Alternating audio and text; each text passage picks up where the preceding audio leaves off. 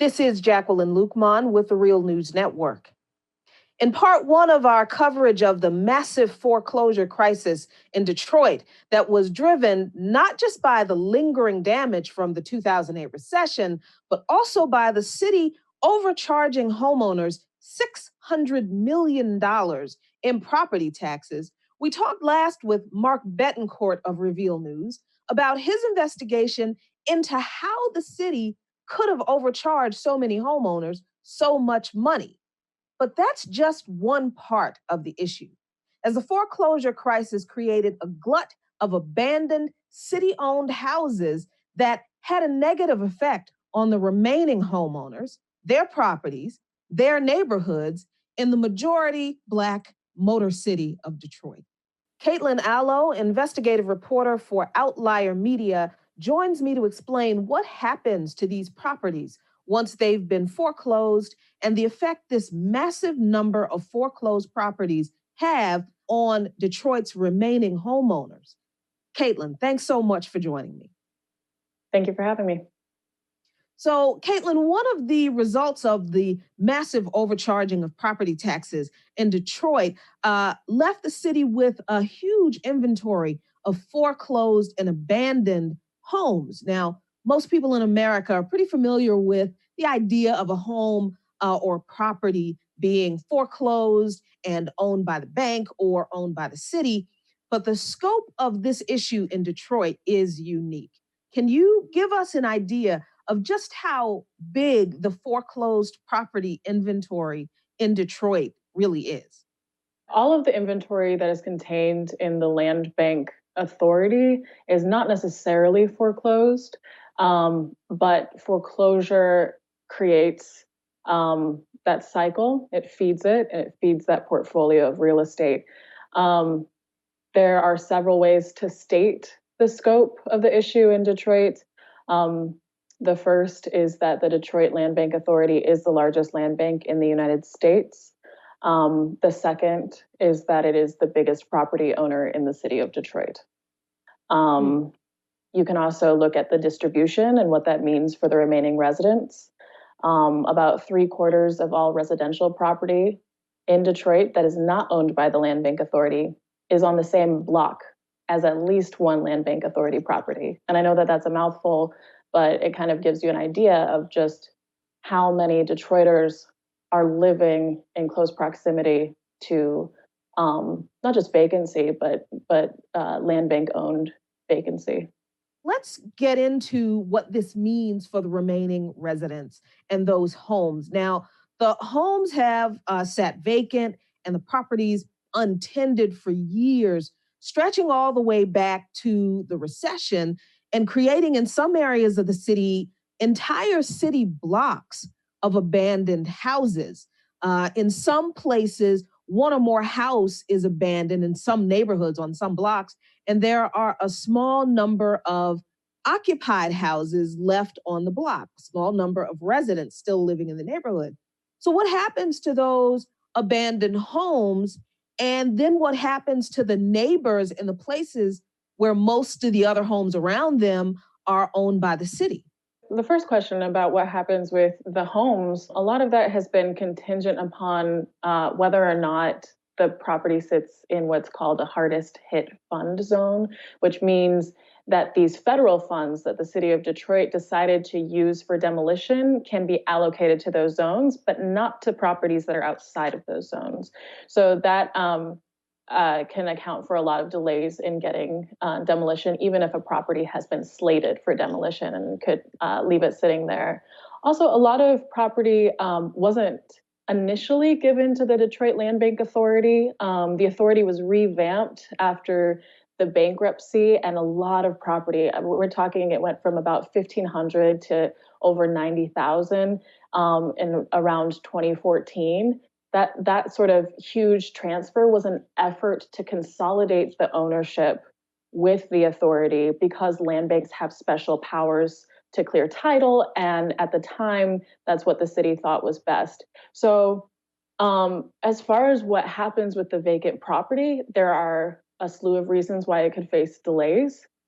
But what we hear from residents is basically not much. That they are, if they are living next to it, we hear from folks who have boarded up the vacant properties next to them, in part because even if it is boarded up by the city, maybe it isn't reboarded when, whether because of the weather or because of squatters or someone who's coming in to strip the property. There are a whole bunch of reasons why the boards might come off, and the city might not necessarily reboard it. Also, I think there's just overall, it's a relic of the home that it used to be, and it's a reminder of the disinvestment in the city. To live near vacancy was really my hardest task in telling this story for a national audience. And I had folks ask me what the significance is. So it's an empty property that has boards on it. But it's more than that, right? It's lead paint, it's asbestos exposure, it can harbor crime, and it often is just a symbol of what your neighborhood used to be and how vibrant it once was. There has been an interesting effect on the residents who remain in some of these neighborhoods where, as much as the abandoned properties are neglected by the city, so are some of the neighbors, the residents who are left still living in occupied properties. What did you find in those instances? Detroit was built for, at its peak, close to 2 million, just under 2 million people. Today it's under 700,000. It lacks the tax revenue and to maintain its infrastructure. One woman that we spoke to, Sherry, had her water disconnected for something unrelated to the land bank. Really, it had to do with a leak in her property.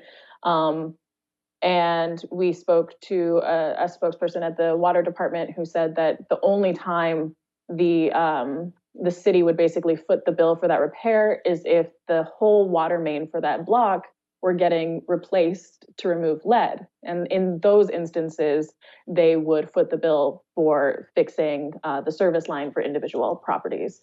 But Sherry's the only person on that block. She's one of two on that census block, but on just her side of the street, she's the only one there. So the rest of the parcels are owned by the Detroit Land Bank Authority. So it clearly wasn't going to be a priority for anyone to remove and replace that water main. And so Sherry was just kind of stuck. She did end up getting her water replaced because of media coverage and because some readers of Bridge Magazine donated their services and their money and made it happen.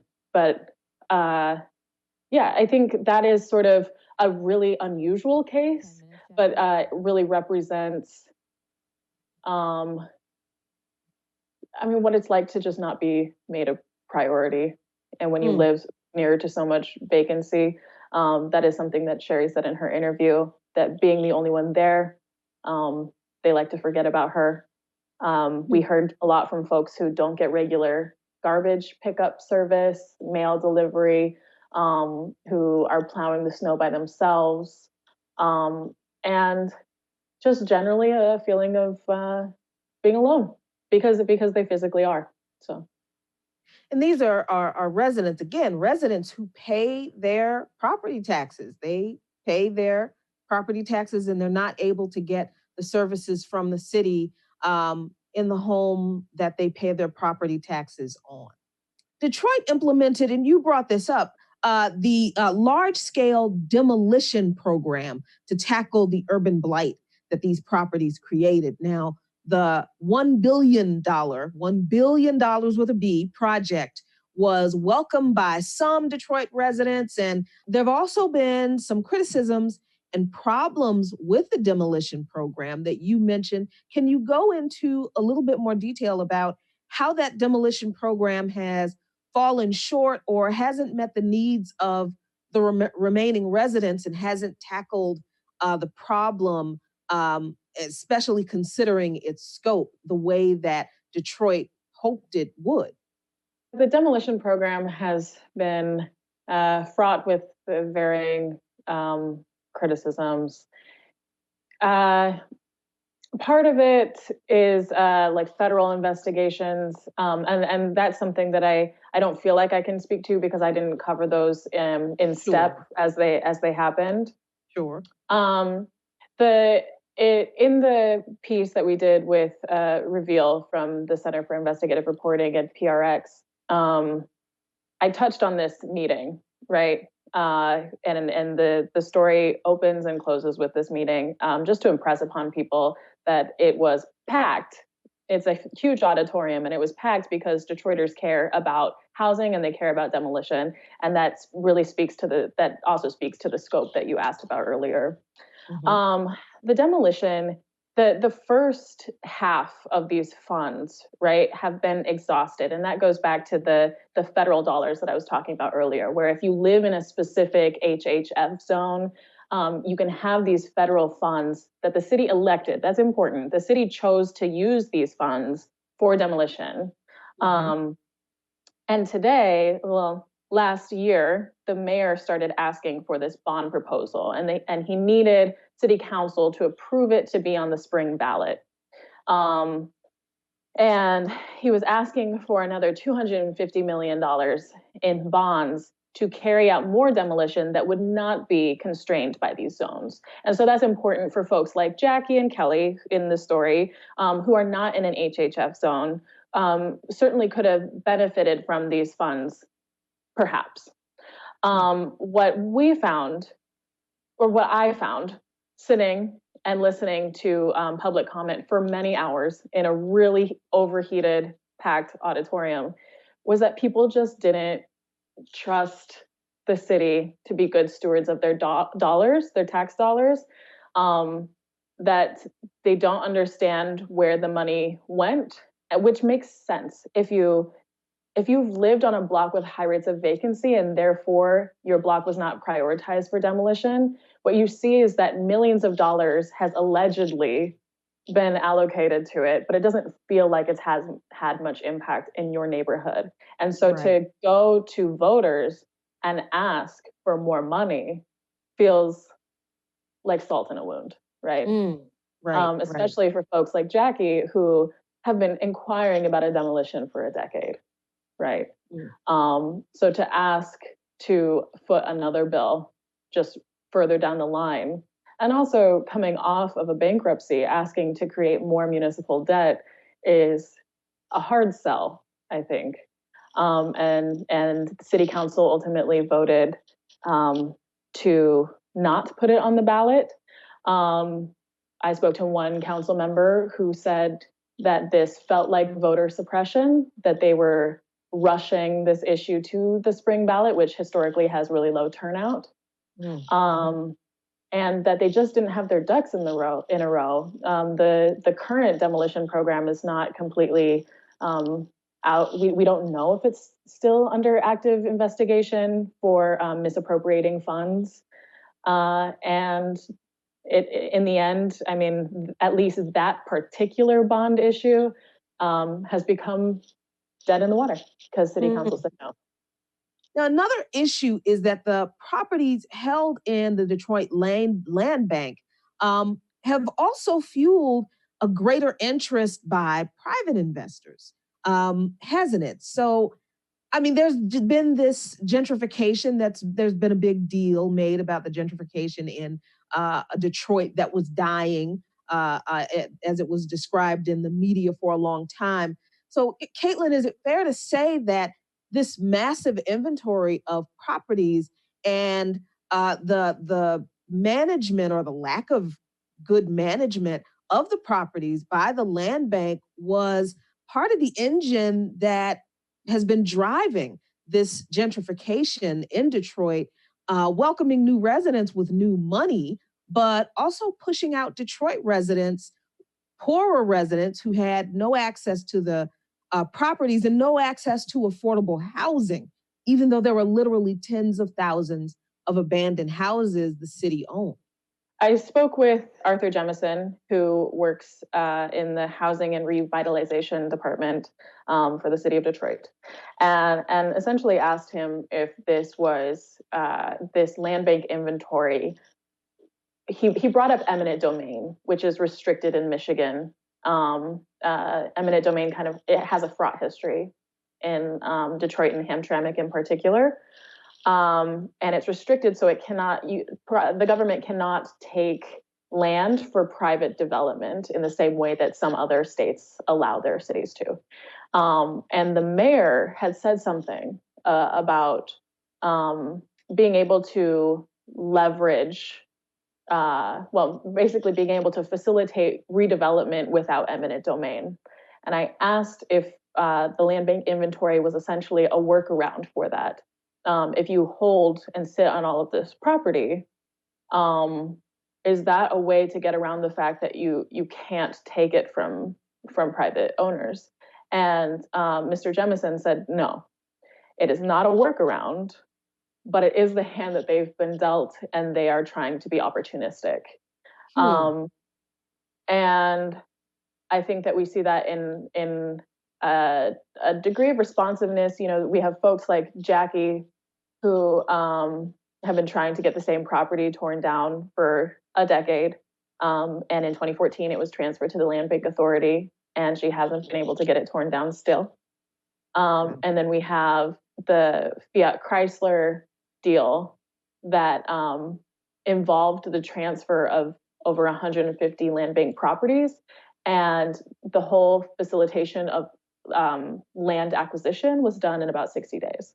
And you hear that, and I think in some ways it's unsurprising. I don't think that people are surprised when the Fiat Chryslers and like big corporations of the world can get a city to respond faster than an individual. Obviously, there's power there, and there are more resources, but it's frustrating. And to position those two truths side by side, that the land bank could move 150 plus properties for this deal very quickly, but this property we've been getting sort of vague answers about it just being delayed because we can't get a contractor and it's not in a specific zone.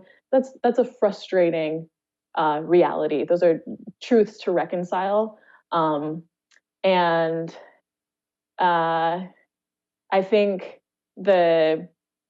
what you mentioned about us having basically a shortage of affordable housing, and yet this incredibly vast stock of vacant properties, also two truths that are very difficult to reconcile. And part of it is that a lot of these vacant properties are not livable. Like they have gotten to a point of disrepair where it would not be safe to occupy them. And that's true as well. We hosted a forum as a publication, Outlier Media. We hosted a forum to bring in advocates, residents, and other just interested parties to come and ask a question. If you were to propose a $250 million bond, what would it be for? And not one of them said just for demolition. Wow. So, Caitlin, final question. In the light of all of these different and opposing truths that Detroit residents are facing, what is the outlook for them? Where do they go for help? And where do our viewers go to find out more information, especially if they're in the Detroit area or they are interested in finding out more information on this issue in the Detroit area? Christine McDonald, one of the reporters for the Detroit News that did the first segment of the piece, has a lookup tool online now so people can see if their properties were overassessed and by how much. We are working to incorporate that data into Outlier's texting system, which is SMS, because a lot of low-income Detroiters don't have consistent access to internet. So that's part of my job, is maintaining the data that feeds that system. People can text outlier to 73224 in order to learn more, or they can text Detroit to 73224 and enter an address and get information like whether the owner is behind on taxes, and also information on recourse, like who to call if you are in a particular situation. And there's always an option to reach out to a reporter if you have questions or need help getting answers. If you've gotten the runaround with any sort of city program, that's what we do. I really want to thank you, Caitlin, for joining me today to talk about this issue, to explain its depth and its scope in this one aspect of just foreclosed or abandoned, in particular, vacant rather, properties in Detroit. Thank you for having me, and thank you for the questions. Yeah. And thank you so much for watching. This is Jacqueline Luqman with the Real News Network in Washington, D.C.